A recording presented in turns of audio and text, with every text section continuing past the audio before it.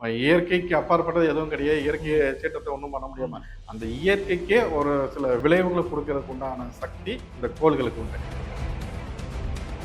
வீட்டில் ஒரு வயசானவங்க இருந்தாங்கன்னா அமாவாசை கொஞ்சம் கவனமா பார்த்துக்கணும் அப்படின்னு ஏன் இதெல்லாம் சொல்றாங்க? இதெல்லாம் யாராவது யோசிக்கிறாங்கன்னு கிடையாது. அமாவாசைக்கு அன்னைக்கு நம்ம ஒரு காரியத்தை செஞ்சா அதுக்கு உண்டான பலன் இருக்குமானா கண்டிப்பா அலாதி பலன் இருக்கும். ஒரு சொல்லி அடிக்கலாம். அப்போ மாந்திரிகள்லாம் ஒரு விஷயத்த அமாவாசை அன்னைக்கு பொதுவாக பார்த்தீங்கன்னா நல்ல காரியமே செய்ய மாட்டாங்க. ஆனால் இன்னைக்கு அமாவாசைன்னா முழு அமாவாசை நம்ம என்ன வேணாலும் பண்ணிக்கலாம்.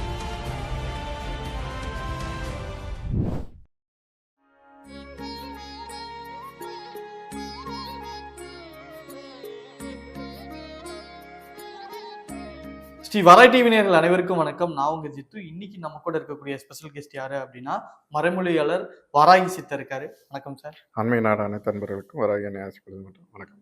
அதே மாதிரி நான் சின்ன வயசுல இருந்து படங்கள் பாக்குறதுல பாத்தீங்கன்னா இந்த பேய் படங்கள் அந்த மாதிரினா இந்த மாந்திரியம் ஏதாவது ஒண்ணுன்னா பௌர்ணமி அமாவாசை இந்த நாட்கள்ல தான் வேலை செய்யும், இந்த நாள்ல தான் செய்யணும் அந்த மாதிரிலாம் சொல்லுவாங்க. இந்த பௌர்ணமி அமாவாசைக்கும் மாந்திரிகத்துக்கும் என்ன சார் சம்பந்தம்? இப்போ பொதுவாகவே இந்த ஒரு விஷயம் கிளாரிட்டி என்னன்னா, இது யாரும் தெளிவுபடுத்தலாம். இப்போ பௌர்ணமி அமாவாசை அப்படின்னா பௌர்ணமின்னு ஒண்ணு இருக்கா, இல்ல அமாவாசைன்னு ஒண்ணு இருக்கான்னா கிடையவே கிடையாது. பௌர்ணமிங்கிறது கிடையாது, அமாவாசைங்கிறது கிடையாது. இது நகர்வு, அதாவது இந்த ஒளிவட்டத்தோட நகர்வு, சந்திரனோட நகர்வு தான் நம்ம பூமியில விழுகிற அந்த ஒளி வெளிச்சத்தை தான் நம்ம பௌர்ணமியாகவும் அந்த முழுசா அது மறைஞ்சதுக்கு அப்புறம் அந்த அமாவாசையாகவும் நம்ம கொண்டாடுறோம். அதனால அந்த அமாவாசை பௌர்ணமி அப்படிங்கிறது அந்த ஒரு கான்செப்ட், அது ஒரு திதி, அந்த நாளுக்காக கொடுக்கப்பட்ட ஒரு பேர் திதி தான். ஆக்சுவலாக பார்த்தீங்கன்னா அமாவாசைங்கிறது ஒரு விஷயம் கிடையாது, பௌர்ணமிங்கிற ஒரு விஷயம் கிடையாது.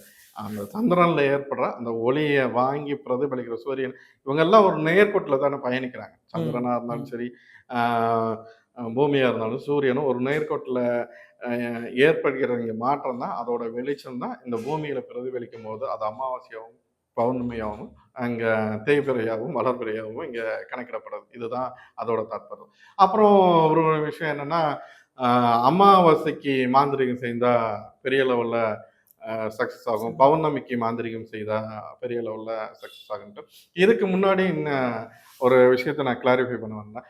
என்னன்னா, இன்னைக்கு இந்த அறிவியல் என்ன இதுல எல்லாம் என்ன மாற்றம் இருக்கு, இங்க பல விஷயங்கள் இங்க புரியாம இருக்கு. இந்த அதாவது இந்த ஜாதகம் பொய், கோள்கள் பொய் அப்படின்னு சொல்றவங்களுக்குலாம் அந்த ஒரு உதாரணம். என்ன அப்படின்னாக்கா, அமாவாசையும் போது இன்னைக்கு நீங்க நியூஸ் சேனல்ல அமாவாசையும் போது கடல் சீற்றமா இருந்தது, இங்க கடல் உள்வாங்கியது, திருச்செந்தூர்ல கடல் உள்வாங்கியது. இப்ப இந்த மாற்றம் எல்லாம் எப்படி வருது?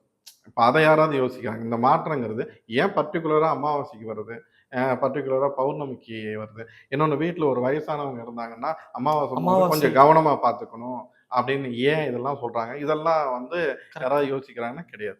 இப்போ என்ன காரணம் அப்படின்னு பார்த்தாக்கா, இப்போ அமாவாசைக்கு நம்ம ஒரு விஷயத்த நம்ம செய்கிறோம். அமாவாசைக்கு இந்த இந்த அமாவாசை பௌர்ணமிக்கும் இவ்வளோ தாக்கமும் ஒரு வீட்டில் இருக்கிறவங்க இறந்து போகிறதோ, இல்லை அவங்க மனநிலையில் மாற்றம் வர்றதோ, இல்லை அந்த நேரத்தில் ஒரு சாமியை தேடி போகிறதோ, இப்படி நிறைய விஷயங்கள் நடக்குது. இதுக்கெல்லாம் என்ன காரணம் அப்படின்னாக்கா, இங்கே இப்போ நான் சொன்ன இல்லையா ஒரு உதாரணம், இந்த கடல் சீற்றம்ங்கிறது ஒரு பூமிக்கே அந்த அளவுக்கு அதோட இயற்கையில் அந்த பஞ்சபூதங்களை ஒரு சீற்றத்தை கொடுக்க முடியுது, ஒரு தாக்கத்தை கொடுக்க முடியுது. இது எதனால நடக்குது? ஒரு சந்திரன் ஒரு பக்கம் அதோட ஈர்ப்பு விசையால ஒரு இங்கே பூமியில தாக்கத்தை கொடுக்க பார்க்குது. அதே மாதிரி பூமி அதோட ஈர்ப்பு விசையால அது ஒரு விஷயத்த இங்க தாக்கத்தை கொடுக்குது. இப்போ ஒரு சந்திரனால அங்கிருந்து ஒரு பூமியில அந்த ஒரு ஈர்ப்பு விசையால ஒரு தாக்கத்தை கொடுக்கும் போது தான் அதாவது இந்த கடல் உள்வாங்கிறதோ, இல்லை கடல் சீற்றமோ இது எல்லாமே நடக்குது. பார்த்தா அந்த காலகட்டங்களில் கரெக்டாக நீங்க பார்த்தீங்கன்னா இதெல்லாம் நடக்கும். இப்போ இது கடலுக்கு மட்டும்தானா அப்படின்னாக்கா, மனிதனுக்கும் சாதாரண ஒரு மனிதனுக்குமே இந்த தாக்கம் வருமா அப்படின்னு பார்த்தாக்கா, இதுதான் சொல்றது. இந்த சனி பயிற்சியோ, குரு பயிற்சியோ, ராகு கேது பயிற்சியோ, இப்ப இதுதான் இதோட கனெக்டிவிட்டி தான் அந்த கோள்களோட நமக்கு என்ன தாக்கத்தை கொடுக்குது. ஒரு இயற்கைக்கு அப்பாற்பட்டது எதுவும் கிடையாது, இயற்கை சீற்றத்தை ஒன்றும் பண்ண முடியாம அந்த இயற்கைக்கே ஒரு சில விளைவுகளை கொடுக்கறதுக்கு உண்டான சக்தி இந்த கோள்களுக்கு உண்டு. அப்ப அதோட விளைவு ஒரு மனிதனோட வாழ்வியல்னா மனிதனுக்குள்ள கூறும் போது அப்ப அது ஒரு சில மாற்றத்தை கொடுக்கும் இல்லையா? அந்த மாதிரிதான் இப்போ இப்போ அன்னைக்கு நாள்ல ஒருத்தரோட மனநிலையை ஈஸியா நம்ம அ அதாவது மழுங்கடிச்சிட முடியும். இல்லைன்னா கொஞ்சம் தெளிவு பெற வைக்க முடியும். இப்போ உதாரணத்துக்கு ஏன் அந்த காலகட்டத்தில வந்து அமாவாசைக்கும் சரி, பௌர்ணமிக்கு வந்து நம்ம சிவன் கோயில்ல அன்னாபிஷேகம் நடக்கும். அமாவாசைக்கு நம்ம குலதெய்வ நடுநிசையில இது நடக்கும். இது ஏன் கொண்டு வந்தாங்கன்னா, அன்னைக்கு நம்மளோட மனநிலையில ஏற்றத்தாழ்வு இருக்கும். ஒரு மாரி ஃப்ளக்சுவேஷன் இருக்கும். நம்ம ஒரு ஒரு சரியான முடிவு எடுக்க முடியாது. நம்மளோட மனநிலைங்கிறது கொஞ்சம் டவுன் குழப்பத்துக்குள்ளாயிருக்கும். உண்மை. இப்ப நான் அந்த இயற்கை சீற்றத்துக்கு மாரி தான் நம்மளோட வாழ்வியலயும் இந்த மாரி ஒரு சில தாக்கம் வரும். இப்போ இத இதுல இருந்து அந்த நாள்ல நம்மள பாதுகாத்துக்கிறதுக்கும், இல்ல நம்மள தற்காத்துக்கிறதுக்கும் தான் வந்து அன்னைக்கு பெரியவங்க என்ன சொன்னாங்கன்னா, கோவில் வழிபாடுங்கிற ஒண்ணு வச்சாங்க. பௌர்ணமி அன்னைக்கு இந்த அன்னாபிஷேகம் இந்த மாரியான ஒரு விஷயத்தையும், இங்க அமாவாசைக்கு நம்ம குலதெய்வ வழிபாடு. இன்னைக்கு கோயில் இது எல்லாமே வியாபார ஸ்தலமா ஆயிப்போச்சு. அது வேற விஷயம். இந்த கான்செப்ட்ட தான் வந்து இதுக்காக வச்சது. நம்ம அப்போ நம்மளோட மனநிலைங்கிறது ஒரே சீரா இருக்கும். நம்ம ஒரு கடவுள் சிந்தனையில இருப்போம். நிந்தனையில இருப்போம். அப்ப அந்த நேரத்துல நமக்கு ஒரு பெரிய லெவல்ல ஒரு தாக்கத்த உண்டு பண்ண முடியாது. இப்போ இயற்கையால ஒரு சில கோள்னால இந்த மாரி உங்களுக்கு ஒரு தொல்ல குடுக்க முடியும். உங்கள வாழ்வியல்ல மாற்றத்த கொண்டு வர முடியும். தாக்கத்த கொண்டு வர முடியும்னு இருக்கு. இப்போ அந்த நேரத்துல ஒரு மாந்திரிகனா இப்போ உட்கார்ந்து ஒரு மந்திரத்துக்கு இங்க மிகப்பெரிய சக்தி உண்டு. ஒரு ஆளுமை சக்தி இருக்கு. இப்போ இந்த மந்திரத்த வச்சு ஒருத்தன சாய்க்க முடியுமா? இல்ல அவன ஆக்க முடியுமான்னா, கண்டிப்பா முடியும்.